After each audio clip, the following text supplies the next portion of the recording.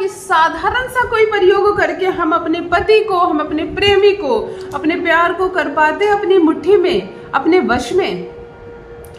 उस लड़की का दुख केवल वह लड़की ही समझेगी जो ससुराल में अपना सब कुछ त्याग कर रहने चली आती है, ब्याह करके आती है, इसे अपना घर समझती है, अपने पिता का हाथ छोड़ देती है हमेशा के लिए, अपना मायका छोड़ देती है, अपने जन्म के सभी साथियों को छोड़ देती है और सबसे ज़रूरी अपनी माँ छोड़ देती है।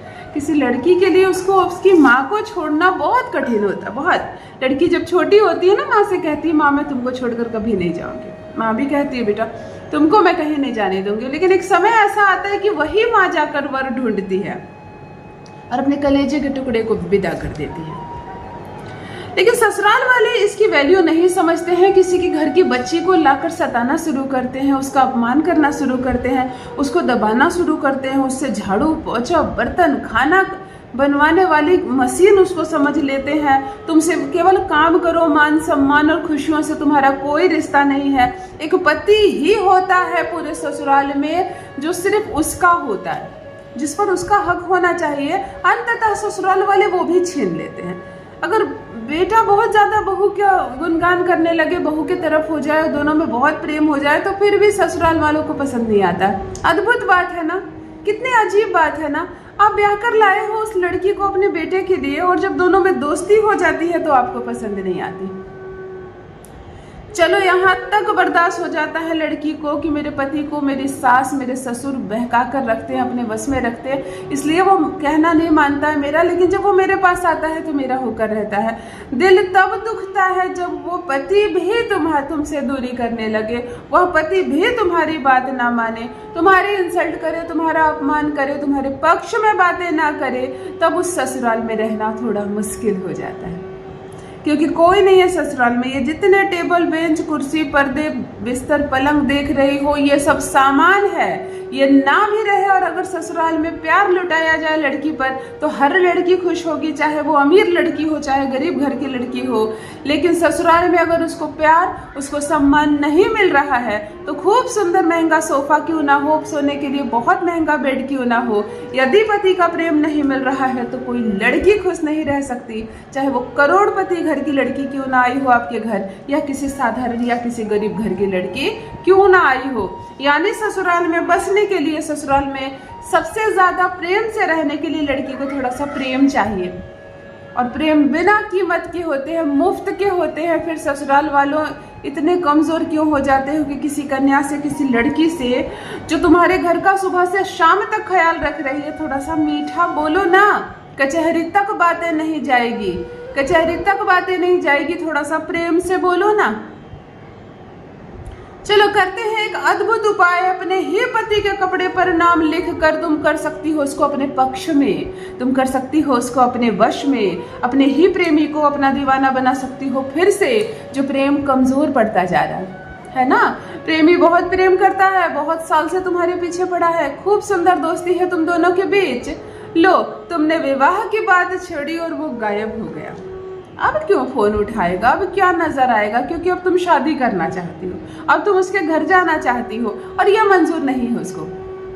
टाइम पास अच्छा कर रहा था लेकिन विवाह नहीं करना चाहता, तब प्रेमी के नाम पर करे यह प्रयोग। प्रेमी के कपड़े पर नाम लिख कर आप एक दिन में उसको अपना दीवाना बना सकते हैं। दुनिया से लड़ जाएगा आपके लिए, डोली बारात लेकर आएगा, आपसे ही ब्याह करेगा। और पति के नाम पर करती हो यह प्रयोग तो चाहे पूरी दुनिया तुम्हारे खिलाफ क्यों ना खड़ी हो जाए, पति पक्ष में खड़ा रहेगा, तुम्हारे रहेगा पूर्ण रूप से तुम्हारे वश में। जान लीजिए प्रथम मैं कौन हूँ। नमस्कार दोस्तों, मैं हूँ खुशबू सिंह। बहुत स्वागत, बहुत अभिनंदन करती हूँ आप सबका अपने YouTube चैनल ज्योतिष ज्ञान में। कैसे हैं आप और घर में सब कैसे हैं? मेरे कमेंट सेक्शन में जय माता दी, हर हर महादेव अवश्य लिखें, अपनी खैरियत मुझे जरूर बताएं। पढ़ती हूँ हाथ की रेखाएं, पढ़ती हूँ जन्म कुंडली, और आप कुछ न कहें तो आपका चेहरा भी पढ़ लेती हूँ। कर्म है, कृपा है ऊपर वाले की, प्रेम है आप सबका। जुड़िए ज्योतिष ज्ञान चैनल से। जो भी नए भाई बहन चैनल पर पहली बार आए हो, मेरे वीडियो को पहली बार देख रहे हो, मुझसे प्रथम बार मिल रहे हो, चैनल से जुड़िए, सब्सक्राइब कीजिए, मेरे परिवार का हिस्सा बनिए। दिल नहीं टूटने दूंगी, एक भी घर नहीं टूटने दूंगी। चाहे कितना भी परेशान कर रहा हो पति, चाहे कितनी भी परेशानी हो रही हो ससुराल में, मैं कहती हूँ पति के कपड़े पर केवल नाम लिख कर तुम अपने उसको पक्ष में कर सकती हो। एक दिन में वो तुम्हारी बोली बोलेगा। जो बात नहीं करना चाहता ना, वो केवल और केवल तुमसे ही बात करना चाहेगा। जो तुम्हें देखना नहीं चाहता है, छुप छुप कर देखेगा, मुड़ मुड़ कर देखेगा। ऑफिस भी जाएगा तो एक तड़प उठती है ना मन में, एक तड़प उठेगी उसके मन में तुम्हारे लिए, भाग कर आएगा, तड़प उठेगा तुम्हारे लिए। मत पूछो कि क्या दीवानगी छाएगी उसके मन में तुम्हारे लिए, तुम्हारे प्यार से वो बाहर निकल ही नहीं पाएगा। यह उपाय आपको रविवार के दिन करनी है और ठीक संध्या 5 बजे करनी है। एग्जैक्ट पूरी तैयारी करके रखना, 5 बजे आसानी से यह प्रयोग कर लोगी। इस उपाय को करने के लिए पहले ही तुम पति का एक कपड़ा हटा लोगी जिसको वो नियमित रूप से रोज पहनता है ना। जो रेगुलर बेस के कपड़े होते हैं ना, वो उसमें से एक कपड़े हटा लेना। देखो, बड़े कपड़े हटाओगी, गायब करोगी, पूछा जाएगा वो कपड़ा कहाँ गया। तुम जो इनर वियर होते हैं ना, वो हटा लेना, उसके अंडर गारमेंट्स हटा लेना। कोई आसानी से उसके साथ ये प्रयोग कर सकती हो। धो लेना, सुखा लेना अच्छे से, धोया हुआ सूखा हुआ कपड़ा हो तो वो ले लेना। तौलिया तक ले सकती हो, पति का रुमाल ले सकती हो, शर्ट टी शर्ट ले सकती हो, कोई भी एक कपड़ा ले लेना। एक छोटा सा लाल कपड़ा साथ में लेना। जो ग्रहों के अनुसार बताया जाता है उन चीज़ों को सामान्य रूप से पहले ही इंतजाम करके रख लेना। एक छोटा सा लाल कपड़ा लेना। आपको एक नींबू चाहिए गोटा, और चाहिए 2 चुटकी सिंदूर।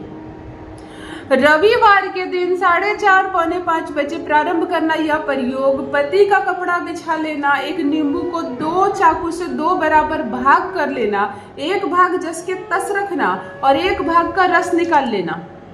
जिस भाग का रस निकाली हो, अनार का डंडी, अनार के पेड़ का डंडी ले सकती हो, मोर पंख ले सकती हो, या तो तुलसी का जो डंडी होती है ना, उसकी भी कलम बना सकती हो। इस नींबू के रस में डुबा डुबा कर पति का नाम और अपना नाम दोनों लिखना पति के कपड़े पर, और ये जो लाल छोटा सा कपड़ा है इसको रखना उसके ऊपर।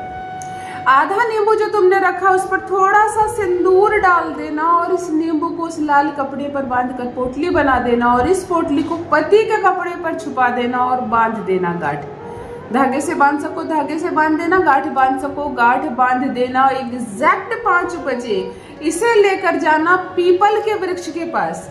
वहां ना रखना है, ना चढ़ाना है, ना कुछ करना है, केवल पीपल के वृक्ष के पास इसको लेकर जाना। पीपल के वृक्ष की 3 परिक्रमा करना, हाथ में यही रहेगा। अपनी सारी बाधा, सारी परेशानियां, सारी चीजें बोल देना और इसे लेकर किसी भी सुनसान जगह पर जाना और इसे खोलना, और लाल कपड़े में जो नींबू बंधी हुई है ना, इसको मिट्टी के अंदर दबा देना, किसी भी सुनसान जगह में जहाँ लोग कम आते जाते हो, और ये कपड़ा वापस ले आना। अब कोशिश करना इस कपड़े को बिना धोए पति एक बार जरूर पहन ले। जो नींबू से तुमने नाम लिखा था ना, नींबू के रस से वो लिखा हुआ हो, जो परिक्रमा करके लाई हो, जो पूजा पाठ करके तुम आई हो, ये कपड़ा एक बार पति अवश्य पहने, प्रेमी अवश्य पहने। एक बार भी पहना तो तुम्हारा जादू छा जाएगा उस पर, तुम्हारा जादू छा जाएगा। करके देखें, अपना अनुभव मेरे साथ भी अवश्य साझा करें। रखिए अपना ख्याल, रखिए अपनों का ख्याल। प्यार में मिलेगी भरपूर सफलता। बहुत बहुत धन्यवाद।